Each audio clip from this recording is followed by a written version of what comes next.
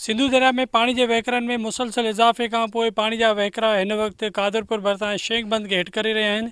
इन हवाले सां सूबाई वज़ीर जाम इकरामुल्लाह धारे जो भी शेख बंद ते पहुतो आहे, जंहिं जाइज़ो वरितो आहे।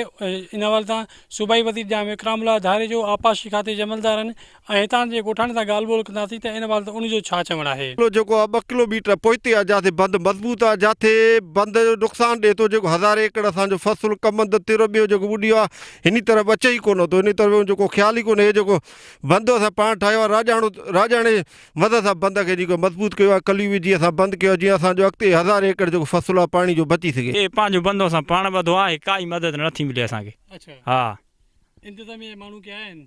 न न माण्हू न आया आहिनि, असां परेशान आहियूं, ॾाढो ज़लील आहियूं, सुबुह शाम वेठा आहियूं हिन बंद ते। असांजो इहो चवणु आहे, सुबुह जो जेको माना ॻोठाणा आहिनि उहे पाण में अची करे चांहि पीचूं अचनि था, पंहिंजो हिते कमुकार करे वञनि था, पाण में उहे पंहिंजो चंदो करनि था। बाक़ी ॿिया जेका बि अचनि था धिके वटि अची मोटी वञनि था, हेॾे अॻिते नथा अचनि। हाणे जे हे भॻो त सॼे माना हेॾे ॻोठ घणा नी छा ख़तरो आहे, जो 50-60 ॻोठ आहे घटि में घटि बि, सॼनि खे ख़तरो आहे। छो हाणे हिते छपरी ते हर को वेठो हूंदो आहे, ॾींहुं राति ख़्यालु कयूं वेठा नी छा पाण में ॻोठाई। हिते सर तमामु कमज़ोरी वारी हालत आहे। जॾहिं ही जो बंदो आहे त सभु कुझु आहे, फसल ॻोठाणा माण्हू सभु हिन सां महफ़ूज़ आहिनि। के 25 ॻोठ आहिनि लॻभॻि, जंहिंजे हिन जे हुजण सां उहे मुतमिन आहिनि।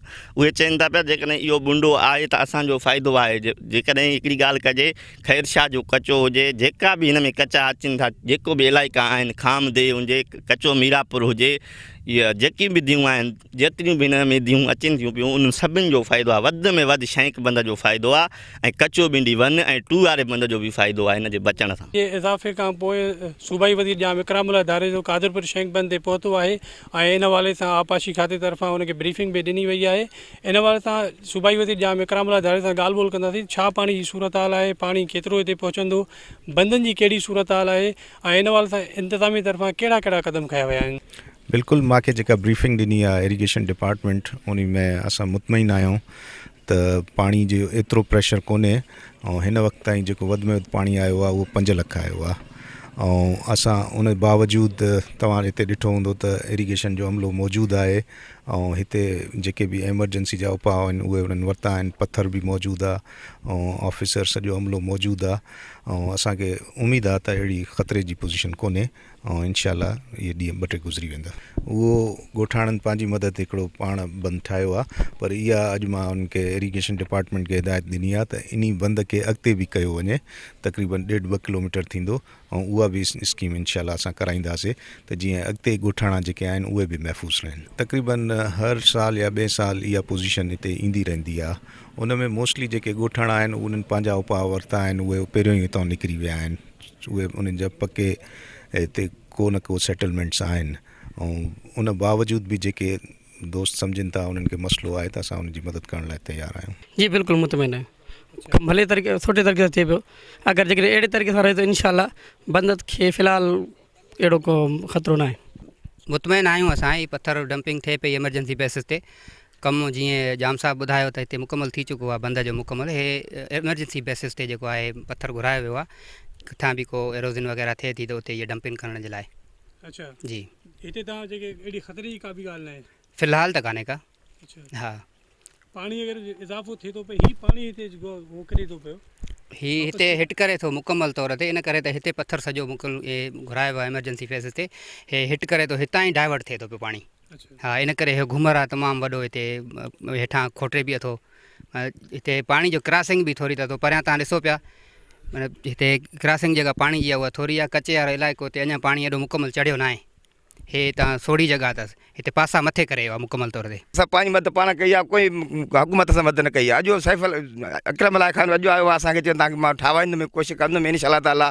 इहो हिकिड़ो माण्हू शख़्स असां वटि महिरबानी कई आहे, ॿियो ऑफिसर कोई बि कोन आयो। बाक़ी अचनि ऑफिसर पके बंद कोई शेख बंद कोई मोटे वेंदा, अॻे न लुंडे बंद नथा अचनि।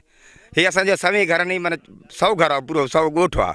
उहो घर न 100 ॻोठ वॾा इन में पाणी में अची वेंदा, लिपट में माण्हू जो घर तबाह अची वेंदा आहिनि बंदि वञण खां पोइ बि। हाणे तव्हां पाण ॾिसो था, हेमां लड़ी पाणी मथो खड़ी आहे।